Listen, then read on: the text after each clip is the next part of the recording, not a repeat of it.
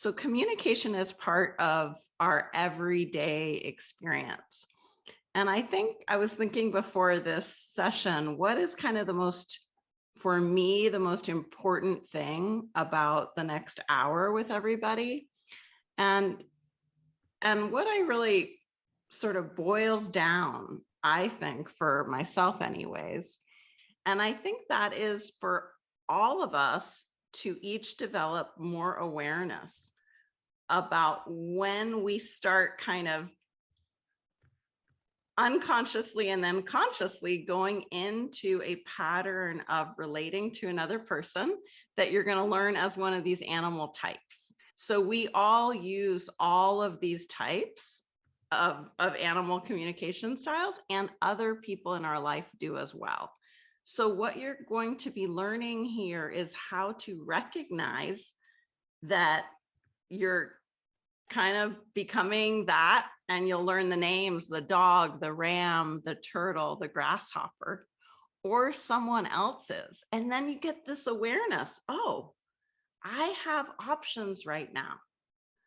I can take these actions. I can take a break and take a deep breath.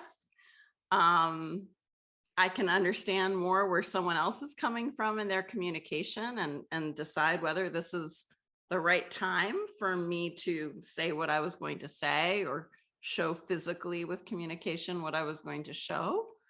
And, this is, at least for myself, this is a constant learning process of becoming more aware. But I do think it makes an enormous difference in the quality of presence that we can give to other human beings. Of course, those that we deeply care about are often the ones that we also might kind of fall into these unconscious patterns with the most often, because it's this crazy thing, right? The people we love can also be the people that trigger us the most, or that we end up having conflict with. And so when we go through these 4 styles, you're going to recognize people in your life who follow those styles. We're all kind of born into families who already have a lot of these styles. So I think you'll be recognizing a lot of people. You might be recognizing, hey, I'm just like my mom, or just like my dad, or just like my sister, or they're different than me. But knowing that all these are actually just, they're all flexible. So no one person is stuck being one of these. And, kind of our philosophy at Coaching Institute is that you can learn a skill, you can become aware, you can see another way of doing things, you can have new options, and we can all kind of assimilate these. So absolutely. And Mark, just so you know, I'm realizing with the slides, I never put our, well, it doesn't matter, but let's move forward with the slide. All right. And, one way I've sort of changed, I think, in the way I use this strategy of animal communication styles in myself and as a coach is, like Mark was saying, we can all be all of these. And chances are, in the course of one day, you will have moments of entering each of the animal styles. Now, there will be kind of a tendency in us to be a little bit more one and a little more two of the styles. So let's jump forward to what these animal communication styles are, so we can really dig in. All right, so let's get to the first animal, Mark. The first animal, the ram. Okay. For some reason, always the first. Yeah, we just went back. Okay. Yep. Yeah, so rams like to be first, number one. So you guys, I'm sure, can kind of get the sense of a ram. What do rams do? They butt heads. They tend to be quite persuasive, energetic. There's a sense that with a ram communication style, I just won't stop trying to get my message across. You've got to understand, or you've got to think the way I do, or feel the way I do. And from an Ayurvedic lens, which is like a yogic philosophy lens, people with a lot of ram communication style would have more heat in their body. They would be more what's called pitta, or fire element. So they can also be more explosive, more prone to arguing, or like I said, that butting of heads. So have you ever felt this way?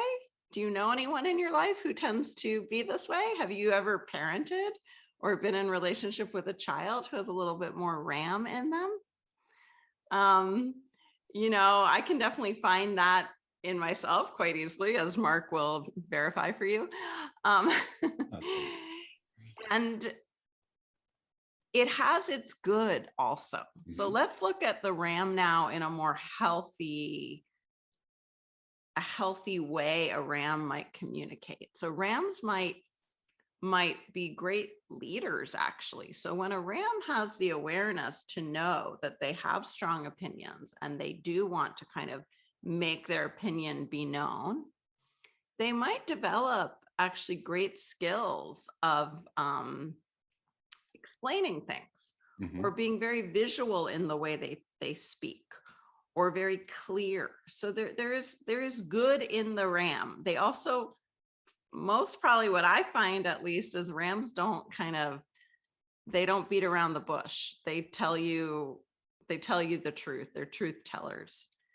And so I think you'd get into a pretty toxic situation if you have a RAM that's a liar. That's when you get into really antagonistic sort of communication styles. If a person is going to push their perspective or their needs, regardless of kind of decency or values, or caring for the other person. But there's a lot of really caring RAMs, and you will see that they will stay in communication, in conversation, sometimes as long as it takes. Mhm. So, and if you get two RAMs together, they might have very long, deep conversations. They might argue, and they might enjoy arguing. The heating up of emotions does not get in the way for a RAM. Yeah. They're not conflict of avoidant, right? Which like a lot of us are probably, we think, oh, I don't want to get into conflict. I don't want to get into a head or disagreement with someone. So the virtue of RAMs is that they are not worried about that. They will get into the conflict, where a lot of people are really focused on shying away, or like, oh, I didn't like the way they said that, I will kind of back off. So they often have a lot more persistence and a lot more push. And some things are important to push through. There's goals that are really important. So those are some things to be really respected and appreciated with RAMs, for sure. Now let's talk for a minute about the antagonistic or narcissistic kind of RAM, more toxic personality style or communicator. Yep. That's when you'll hear insults. That's when you'll find somebody who has no problem stating that they're not satisfied with something. Mm-hmm. So I was so shocked the other day. I was at Home Goods and I met a lovely older woman in the bathroom, and we had a nice talk. And then I was in line, and there was that same older lady in line next to me, but she was with her daughter and her granddaughter. These three started to criticize all the people working in the store who could hear them. And they started criticizing other customers in the line. And it was like my mind was blown. This nice woman from the restroom was now with her daughter and granddaughter, just putting out these kind of toxic statements about people as though the people did not matter. So Mm-hmm. that would be a kind of, somewhat neutral. She wasn't my friend or anything, but you will see this in public scenarios where a person really is not in any way mindful of their communication, how it's affecting other people. Yeah. And toxic RAMs often make it personal. So if someone is in the way, they'll think, I'm going to make that person feel bad. I'm going to identify them with the problem. Like a balanced RAM is like, okay, we have a problem. How do we figure this out? How do we move things out of the way? And the toxic ram is like, you're bad, you suck, you're terrible, you must, unskilled, and they insult people and they become bullies. So and it's important to be able to recognize a bully, as a bully, and just think, okay, that person's a bully. You want to understand them, but you also think, what do you do with a bully? You kind of keep your distance. You don't sugarcoat it. Now, when it really matters to us is when we're in a close relationship with someone who goes into this communication style.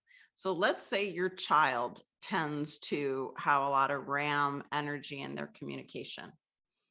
You want your child to feel you love them unconditionally. You want your child to be heard. You want your child to develop their unique voice and spirit, right?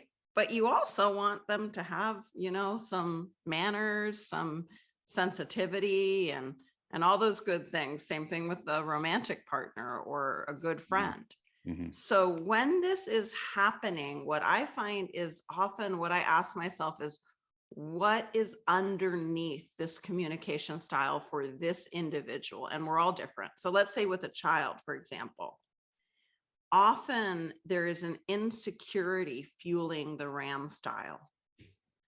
So we need to pay attention to what is happening underneath the surface and how can we help that person. And this is, we're talking about someone we love, not a stranger, not someone we're in conflict with, someone we love. Help them feel secure. Instead of what can often happen naturally is we go into fight mode ourselves, or we go into defense mode. So instead, ground yourself, ground your energy, connect with the earth, take a deep breath, know that you're safe, because it can feel like an attack. So bring yourself to inner safety. And, I like to do that by just reminding myself that actually I'm safe right now. I'm okay in this conversation. This person is having big emotions, big words for some reason, and help that person know that they're being listened to, that they're being heard. Ask precise questions, understand what they're saying. And so instead of entering into the conflict with the RAM, Mm-hmm. we slow ourselves down, ground our energy, and bring safety and security into the relationship in that moment. Now, if it's so big that that's impossible, then we remove ourselves. Safety first, right? And we can teach RAMs as parents, as lovers, as friends. We can teach RAMs what the warning signs are of becoming too fiery, and make agreements to take a break, to take a walk, to revisit something later. And so this is something in coaching we can really help others kind of understand. People don't go, RAM doesn't go from 0 to 100 right away. It's a buildup. So what's needed, and where do we know, and how do we create kind of boundaries there? And this is very helpful for people in relationship. Also, if you have a well-intentioned RAM who is close to you and they're upset, and sometimes we react to the RAM energy like, why are you so excited? Why are you pushing so hard? Why are you so driven? Right.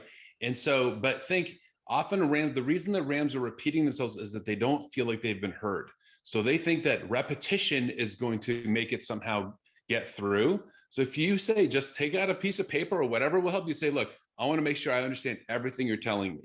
Right. So you're receiving the information. They can see that you are actually, writing it down, or you're capturing it, or that you are like repeating it, so that they feel at least heard. And often, again, this is not with a bully. This is with someone who is frustrated, or they want something to happen and they want to feel heard. So that's, one way that we can think is, like you said, it's not hurting me. I can receive the information. And then once we know that the information is here, we can discuss what's the next thing to do. And for whatever reason, a person who has a lot of RAM communication style, their nervous system has been conditioned to fight.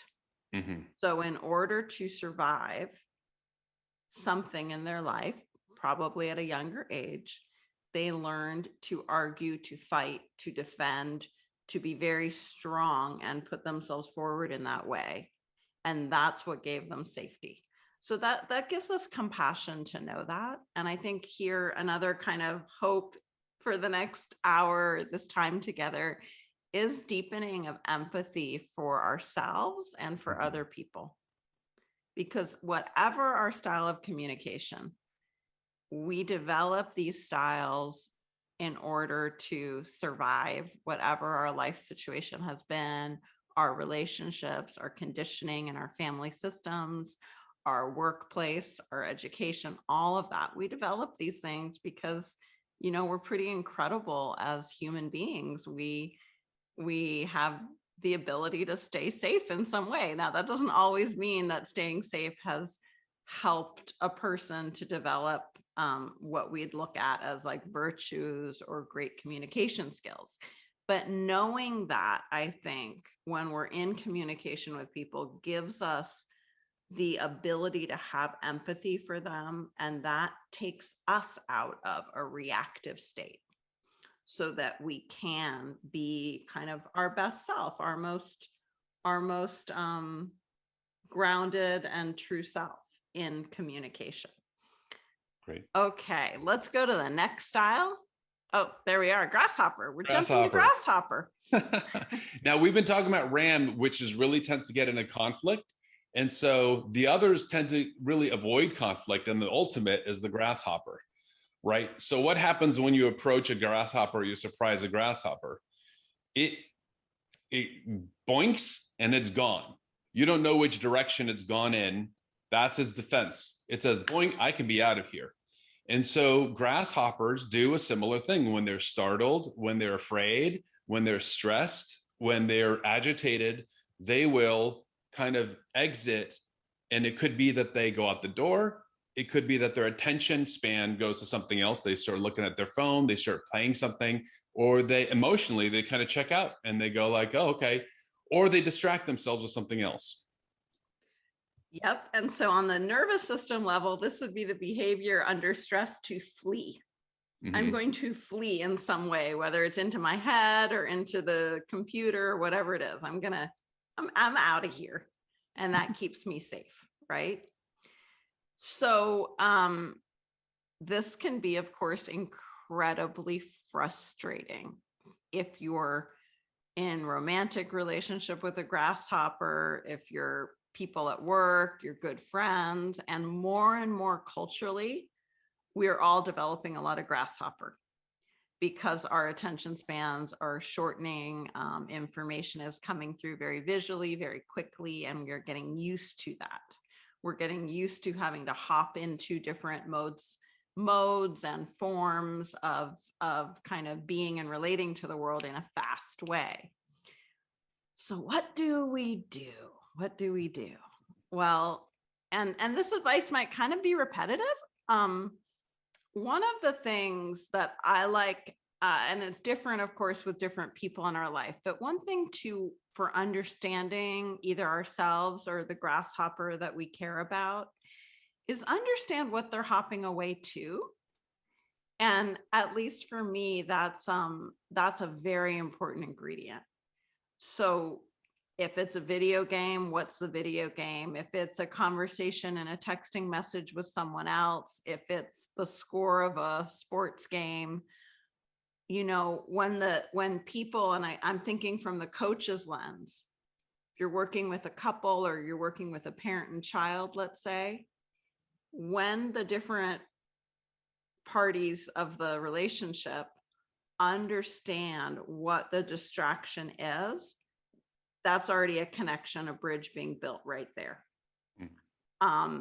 In romantic relationship, like one thing that I try to do, because I got plenty of grasshopper in me, is I'll let Mark know I'm doing this right now on my phone. It's a little less rude, right? And I will ask, what are you hopping away to right now? I don't want to say hop, but what's going on your device?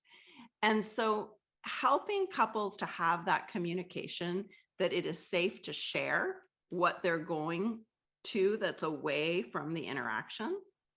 I'm going to cough a second.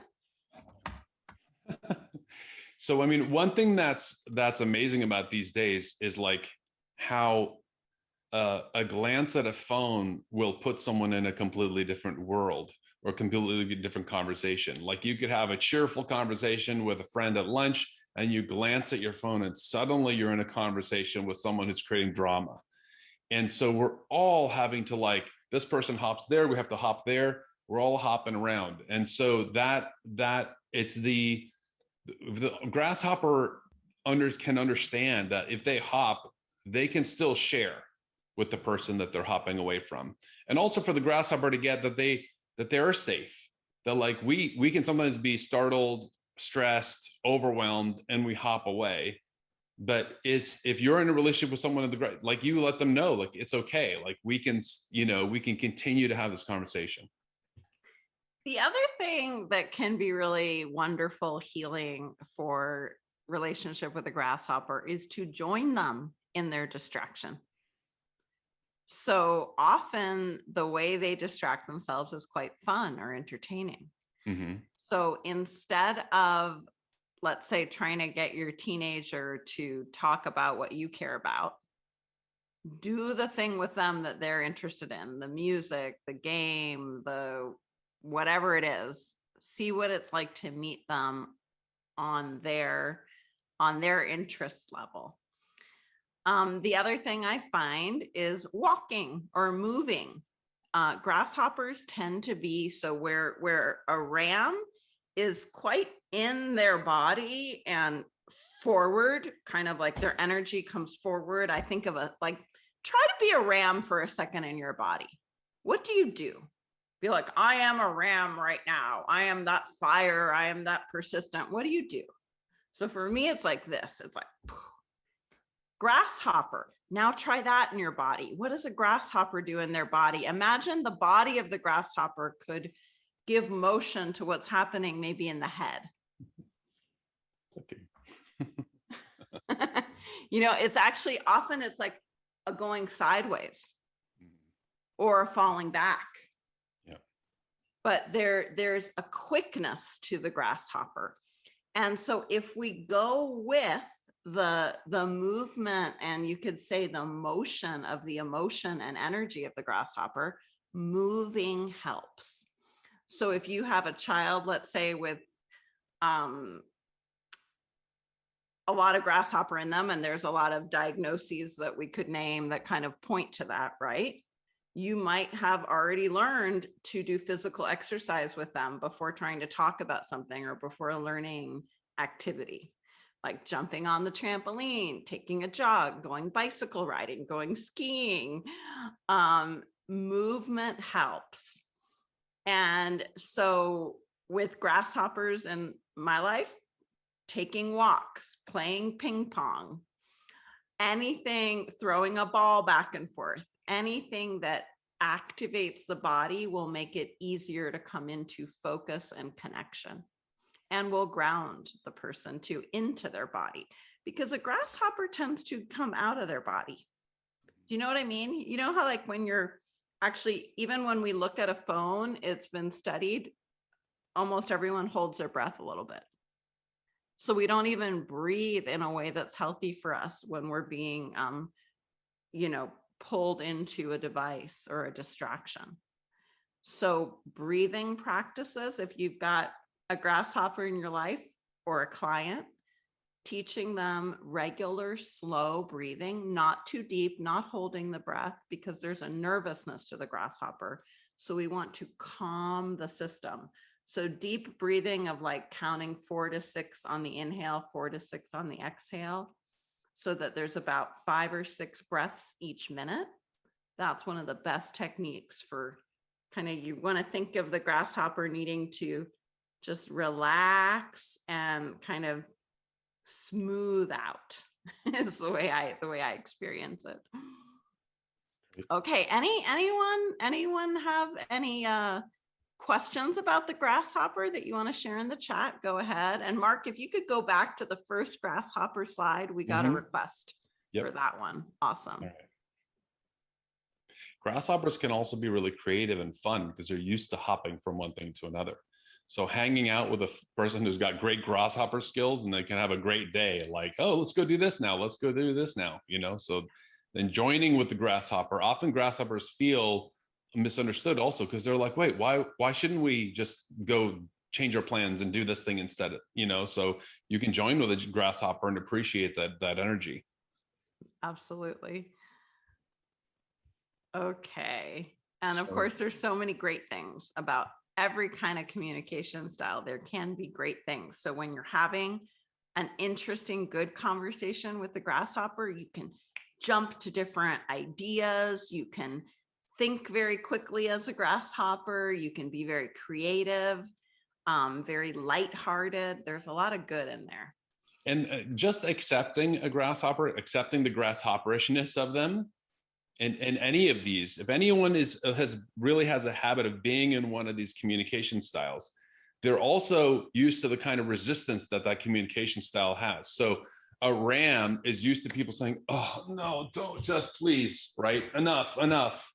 And the grasshopper is used to, hey, you're all over the place. Come on, why don't you just settle down? You know, get focused. You're having too many ideas at once. So they're hearing that thing. So when someone is like, oh, I get this, you know, you have a grasshopper pattern and I'm going to accept it and be welcoming of it. And then, you know, work with that person. It's a breath of fresh air for people. Yeah. By the way, a magician archetype wise might have ram communication or grasshopper or turtle or dog. The magician is kind of a different, it's an archetype, and you could say it has, as a personality, it has its own vibe that could use any communication style. But I would think, if anything, that the thing they both have is a lot of space and room. So Ayurvedically, this would be like air space element in grasshopper. So let's talk about turtle and snapping turtle now. Turtle. Yeah. So what does a turtle do in nature? A turtle goes about their day, and then when they feel like they perceive danger in some form, they shrink into their shell. And are they changing anything about the situation? Are they communicating to someone? Are they moving? No, they're waiting. So they go inside and they wait for the coast to clear. And so humans, when we have that, turtle kind of communication style, when we get startled, we just think, wait, just retreat and wait until the coast is clear. Wait until the danger is down. And they might be waiting for people to go away. They might be waiting for themselves to relax on the inside. They might be waiting for themselves to know what they're going to do next. So let's be experiential for a minute. Let's be turtles. Imagine what it's like to be a turtle. Embody that turtle body. You've got a shell on your back. You've got those little turtle feet, or maybe you're a sea turtle. And just, notice what it's like. Are you cautious? Do you surprise easily? When you surprise, do you have a shell to retreat into? Feel that in your body. And on the nervous system level, that would be freezing, right? Something is surprising, alarming, doesn't feel safe. See how my eyes go? If you're ever talking to someone and they kind of give you that deer in the headlight look, they've gone into an emotional freeze, and this might be a turtle type. Now, the snapping turtle is a little different though, because the snapping turtle might have quite a bit of freeze and slowness, but they get to a point where then they've got the ram and they lash out, and they might lash out in a passive aggressive way. They might use kind of gaslighting or emotionally abusive sort of ways to lash out quickly. And then, no, I'm just waiting it out. I'm slow, I'm calm. And then boom, they've just snapped. That snapping turtle. Sometimes it can be like a real undercutting critique, like of the whole thing. Like you think that they're patiently coming along, and then suddenly they say something that feels like, wow, you just hurt me, you hurt the situation. So it can be a little more devastating actually than a ram with you expect a regular kind of conflict and contact. From a snapping turtle, it can come out of nowhere. Right. And the turtle does have a lot of benefits. Mark, do we have another slide Yes, for we the sure turtle? do. You know, I would say actually one of the ways that I personally use these animal communication styles is, what am I going for in my life, in my soul evolution? And one of the things I'm always going for is more consistency, to be more grounded, to be more in my body, to slow down, to be patient, to be kind to myself and to others. And these are qualities of the turtle. So this would be the healthy turtle is consistent, trustworthy, able to kind of pause and be patient with themselves and with others. So they're not in a hurry to push a point across, to jump away or be distracted. And so if, like I've got plenty of ram and grasshopper in me, and dog. So I'd say I've got less of the turtle, and I'm always working to bring in a little bit of the good side of the turtle especially into my inner communication. So take a moment now to ask yourself, on the inner level, how you communicate to yourself. So far, do one of these seem like they could help you? Being clear and direct like the ram, open-eyed, like you see what's going on, not shock open-eyed, but like clear open-eyed, willing to kind of go to battle for what matters to you. Would that be helpful to you? Would that be empowering? How about the grasshopper good qualities? Like instead of hiding, do something fun, do something interesting. It's okay to get distracted, especially if having sadness or another kind of difficulty. There are qualities in the grasshopper that allow creativity and interest to really blossom. Or maybe you're fast moving, fast thinking, and you want to slow down like the turtle.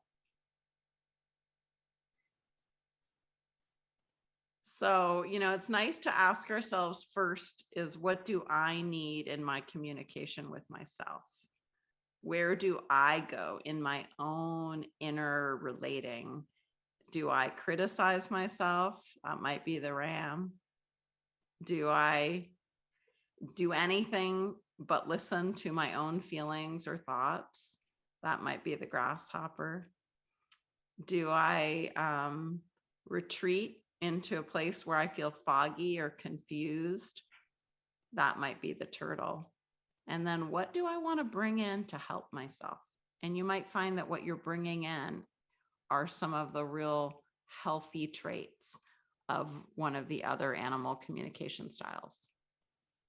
So let's go to the dog now, if that's okay. Oh, here are tips for relating to the turtle. I think we covered most of these already, but if anyone wants to, have what's on this slide, take your time with it. Take your time. Let's all be turtles and just take a deep breath now. Sip of water. Also, just learning, like, what if someone in your life just tends to get startled? If they get startled, they might tend to be like a turtle or like a grasshopper. So you can kind of back up and think, what startles them? How can I prepare them a little more? How can I smooth the communication so they don't feel like that reaction is necessary? Yeah. All right. Shall we go to number 4 now? So, yeah, and I got a question there. It's a good question about repeating what you ask yourself as a ram and a grasshopper. So, in terms of internal relationship to oneself, the ram might be very critical of oneself. They might fight on the inside, tell themselves they're not good, tell themselves they're not smart, tell themselves they're not doing things right. there can be a kind of very hypercritical edge to the ram. The grasshopper might feel confused or blank or foggy often. That can be the internal state of distraction, that lack of clarity. And the turtle might feel overly slowed down internally. It's hard to kind of get into the flow for them. Maybe it's harder to be creative, harder to make decisions as a turtle. So Tommy, I have not compared this to attachment styles, although yes, I mean, I can definitely see where some of the attachment styles definitely fit into this model for sure. Okay. So dog. Yeah, the dog. So we talked about how the ram kind of gets into conflict, how grasshopper jumps away from conflict, how turtle shelters in and hides from conflict. Now dog is kind of doesn't avoid conflict in a way, so loyal, stays by you. Like, you know, what do dogs represent for all of us, right? Loyal, open, big heart. They stay by you. They even stay by owners who aren't nice to them. They think that they always want to make things better. They think that if they can lick your hand or they can give love, then they are going to make the situation better.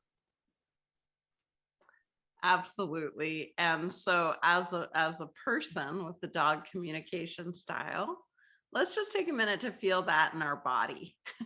Imagine being a dog right now. There's a kind of there's like, to me, there's an excitement there. There's like a persistent sort of like, yeah, we can have a good time.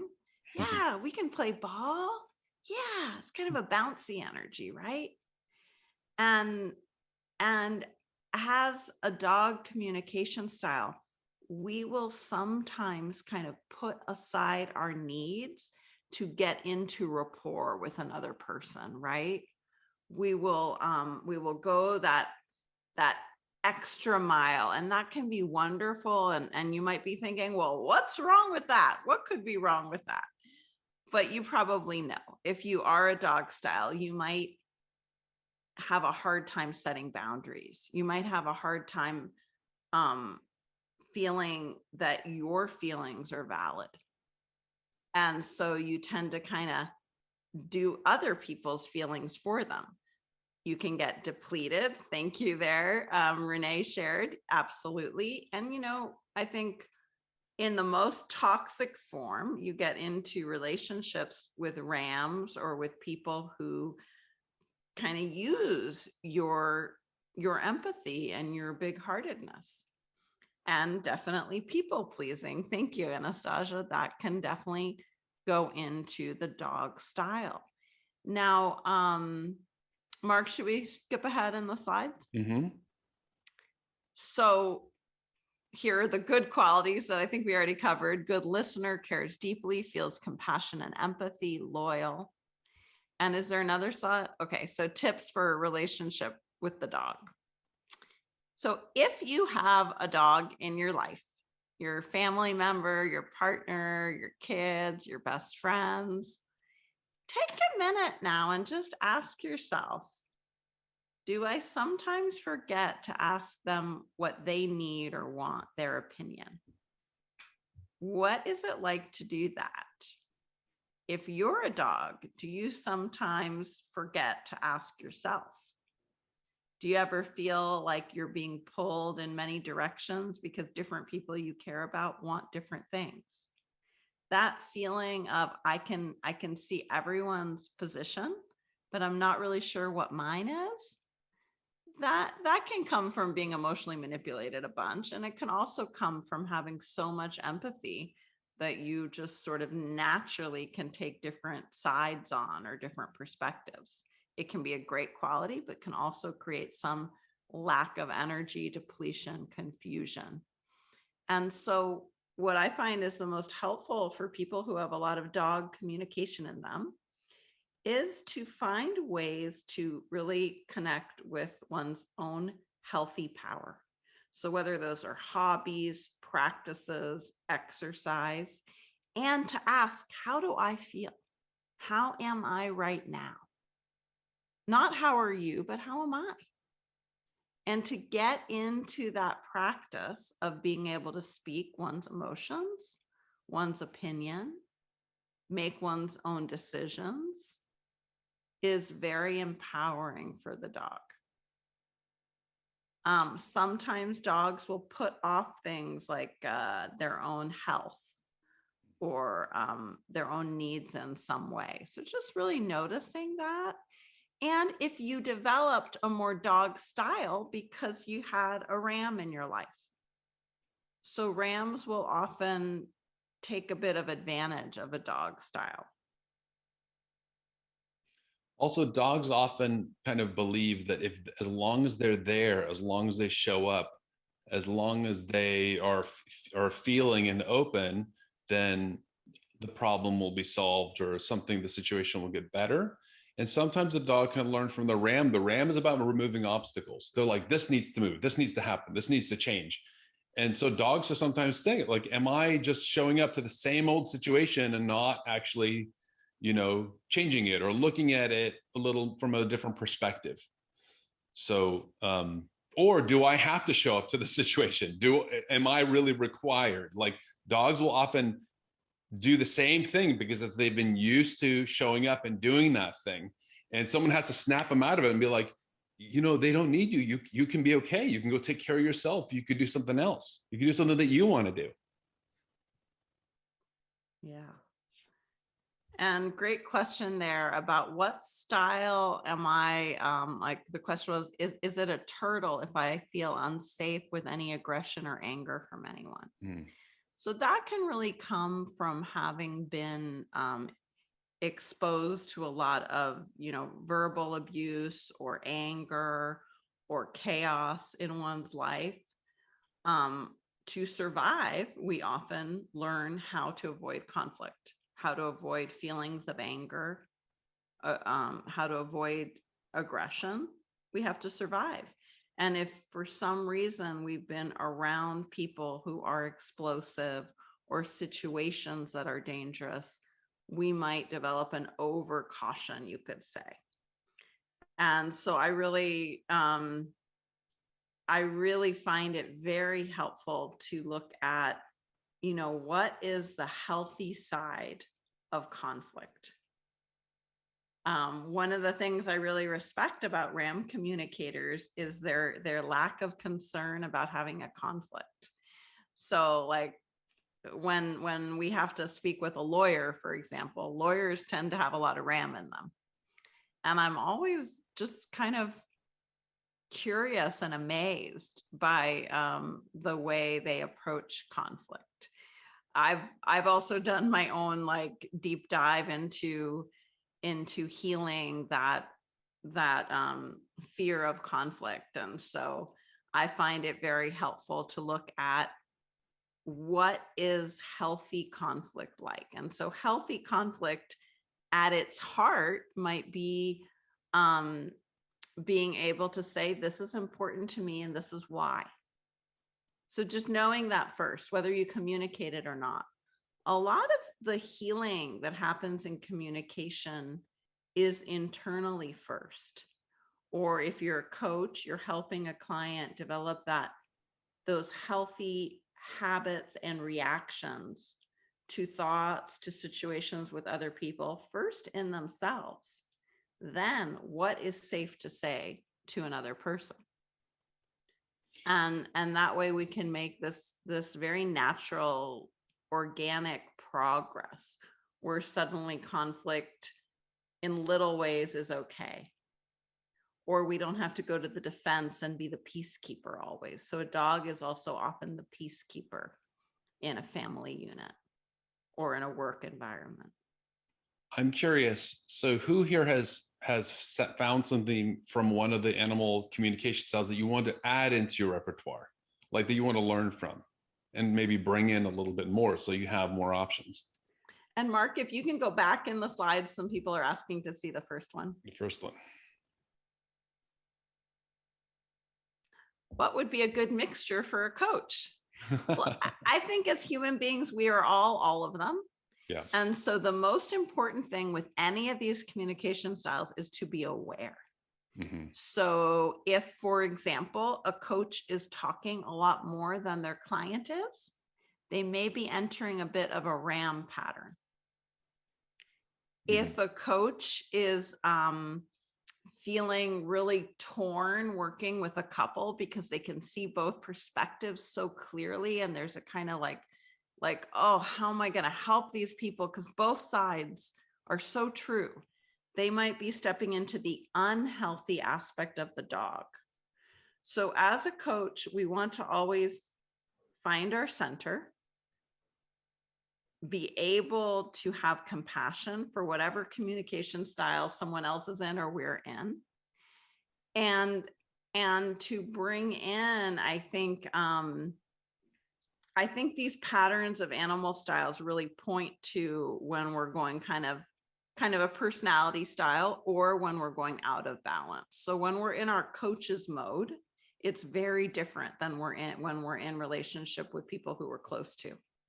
So it's good to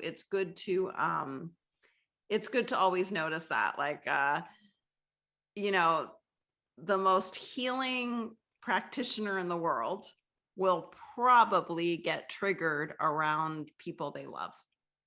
But when they're in that coaching conversation, they've got a lot of equanimity. It is about their client, and they're not going into any of the negative sides of any of these communication styles. Maybe they're very creative coaches. They're very bubbly. They've got more of that grasshopper. Maybe they're very slow and grounded and methodical, like the turtle. Maybe they're very clear and precise and directive, like the ram. And maybe they're just so big-hearted, like the dog. Mhm. All good aspects.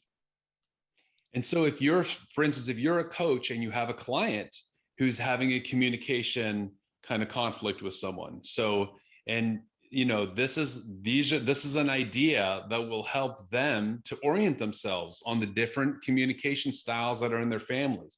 So like right now we're giving a presentation to several hundred people, but if you're one-on-one, you can actually go and the client can like brainstorm and think, who are the people who are dogs, who am I, who do I tend to, and they can, it's really an exploratory process. They might find that they have a whole family made up of turtles, and then see how that relates to different situations. So it's an example of how you can use a coaching strategy that is really helps a client to orient themselves and get out of the place where we usually are in relationship communication conflict or stress, when we're just reacting emotionally. Like most people, like if they have a ram and the ram comes in with the energy and they're used to reacting to ram, they tense up like that, and they haven't been oriented into, how is this person being a ram? What are the ram patterns? What is the ram usually are trying to accomplish? Well, how are they doing that? How can you respond to a ram so that they feel heard, so that you can be on the same page? And so one little hint I would give, if you're wondering, so how am I going to use this when I'm with my wife or husband or child or friend who goes into the ram or the grasshopper or the turtle pattern? How am I going to use this? Ask yourself, what's one little thing you can do right now? So think of one person you want to help yourself in relationship with. And what is one thing you can do to bring yourself more balance when you're in communication with them? So for example, someone mentioned, my husband's a ram, I'm the grasshopper. How do I do less grasshopper when they're doing a lot of ram? So like Mark said, maybe the one thing is to get curious about what they're saying and ask questions. So you go a little closer to them instead of flying away. If let's say you're the turtle and you're around a lot of grasshoppers and it makes you nervous, makes you anxious. What can you do before you enter into that situation with the people you love who are grasshoppers to bring yourself into more safety and connection with yourself so that you don't have to retreat when you're around them? Or how can you remind yourself that you're safe when you're around them? Okay. So And ram and turtle, yep, that's often the case, it is often the case. Or ram and dog is often the case. So again, what's one little thing you can do? And one question I like to ask a ram, especially for a turtle to ask a ram, is, would it be okay right now for me to, whatever it is, share with you what I'm thinking or feeling? Would it be okay for you right now if I ask you this question? So sometimes really getting that permission first will stop a ram from just ramming. And they'll say, oh, okay, now it's time for me to listen. All right. So, Mark, anything more on in a general way? no, I mean, I guess I'm curious, is this the kind of strategy that you would find helpful for yourself, or to be able to share with the client, with a relationship client, or someone who's struggling with the relationship, or even a friend, right? To describe that and help them to orient themselves. Because what happens is the strategy works to really bring out the best in the person we're working with. So it's not something that like makes them do something, or it's really that it gives that person a chance to think about the 4 styles and find themselves and find, and they naturally, we all come up with resources. I think some of you are coming up with resources right now. Absolutely. I love it. And I love the personal sharing that's happening here too. So there was another question. What do I do when my husband becomes like a wall and isn't communicative? Mm-hmm. Probably that's not the time to kind of pull them out. Mm-hmm. So instead, maybe ask them at another time, when you kind of go inside and you're very quiet, what would be a way that we could stay connected in those moments? And the way I like to work as a relationship coach is to teach couples what I call passion patterns. So these are little habits that we can work on every day to create more connection. And we can also do exercises as relationship coaches where we are pretending the problem and working with it in the session. So with a couple who has that particular conflict or issue coming up, where one sort of goes like a wall or retreats, pulls away, and the other one is left with this, like, can feel like a needy anxiety. Why won't you connect with me? So what we'll do is we'll pretend that interaction and we'll find options in the coaching session. And then the couple might even pretend every day for 5 minutes with their new healthy ways of responding. So a healthy way might be let's say the wife in this case says to her partner, brick wall.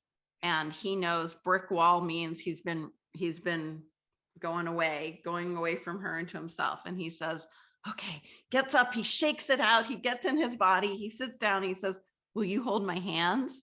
And they hold hands, and he looks her in the eyes for 30 seconds, finding connection again.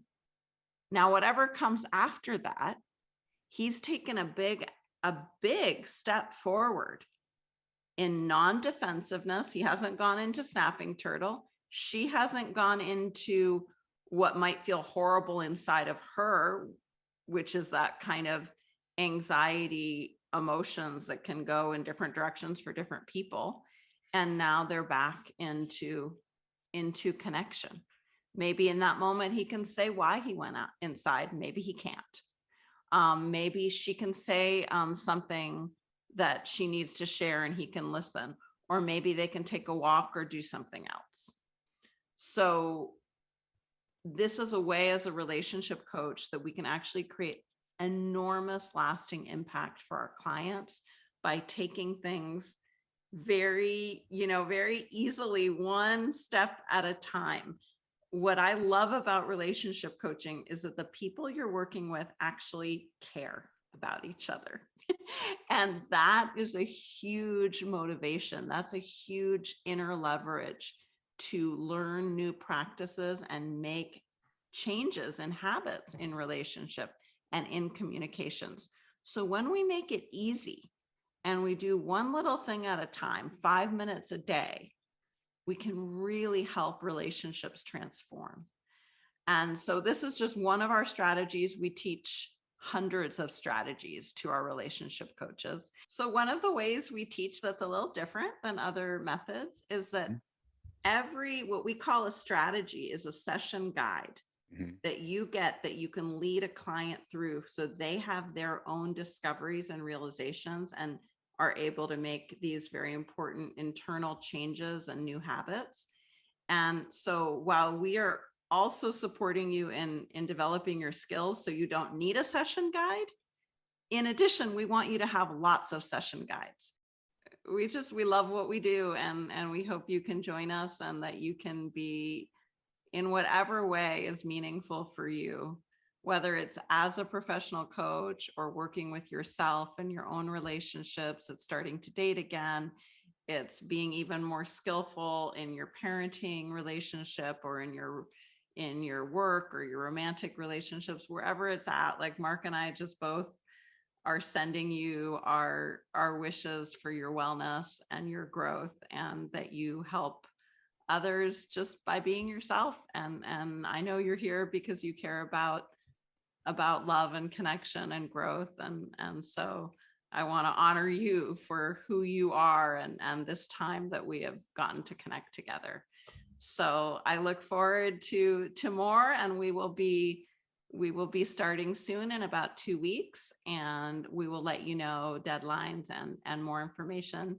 But please join right away and you'll get started right away. So relationshipcoachingacademy.com is where you go to sign up. Talk soon, everybody.